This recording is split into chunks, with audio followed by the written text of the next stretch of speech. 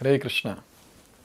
So Krishna is giving his final opinion that dana, tapa, yajna, these activities shouldn't be given up because they purify even the great souls. Now Krishna is giving his final, he's concluding his opinion now in one shloka. That is shloka number 6. Let's see that now. Etanyapi tu karmani sangam tyaktva falani cha kartavyani me partha nishchitam matam uttamam. So here Krishna is saying, Etani api tu, all these activities should be performed, karmani, sangam tyaktva falani cha.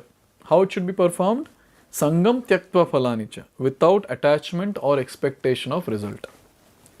And then, kartavya niti me partha. Oh partha, these activities should be performed how? As a matter of duty. Nishchitam matam uttamam. That is my final opinion and it is uttamam, it is best.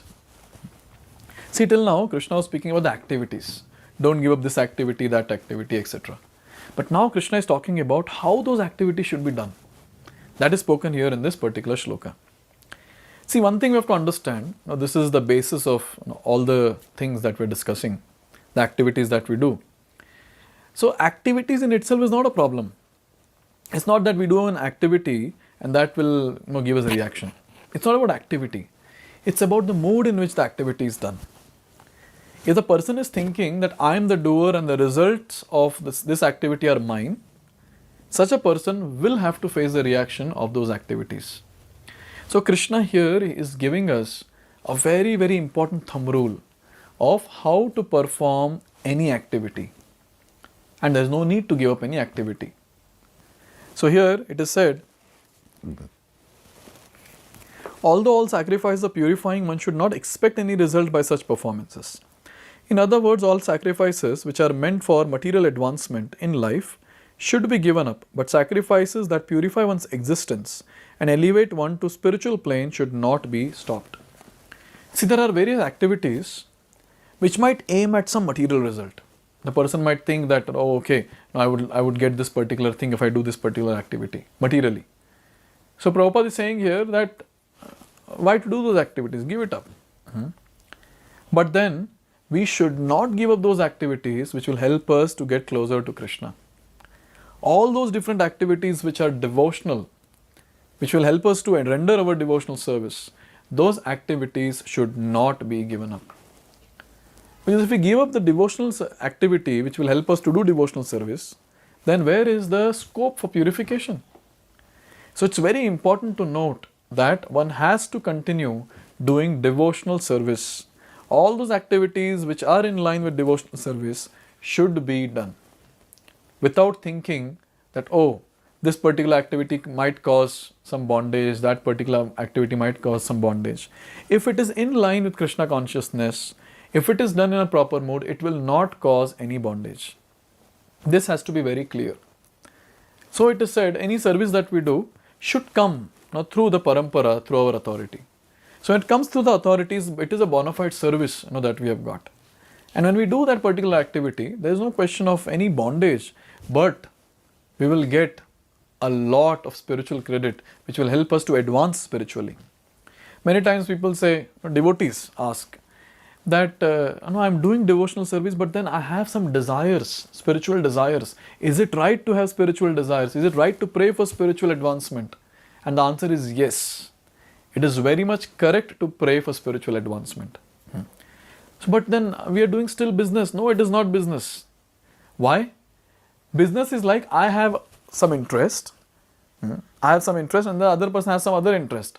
And now I want to get my interest to be fulfilled. So, no, I do business with some other person. But now my interest and the other person's interest is same. Then where is the question of business then? There is no give and take happening. Yes. Here, Krishna wants us to go back home back to Godhead. He wants us to be with Him in the spiritual world. And we are also desiring to be with Krishna in the spiritual world. This is actually called as being in line with Krishna's desire. So when we are in line with Krishna's desire, then how is it business? In fact, it is pure devotional service. So one should be very eager, eager and hankering to go back home, back to Godhead. And one should see, okay, these activities which I am doing in my day-to-day life, are they taking me closer to Krishna or not? This question is a very, very important question. If it is taking me closer to Krishna, then yes, I'll continue to do it. But then if it is not taking me closer to Krishna, then I should think twice before doing it. In this way, here it is said that those activities which elevate us to spiritual platform, that shouldn't be given up. Everything that leads to Krishna consciousness must be encouraged. In Srimad Bhagavatam also it is said that any activity which leads to devotional service to the Lord should be accepted. A devotee of the Lord should accept any kind of work, sacrifice or charity which will help him in the discharge of devotional service to the Lord. So we should be very careful. The activities that we are doing, we should analyze and make sure that those activities will surely take us closer to Krishna. If not, then we should be careful.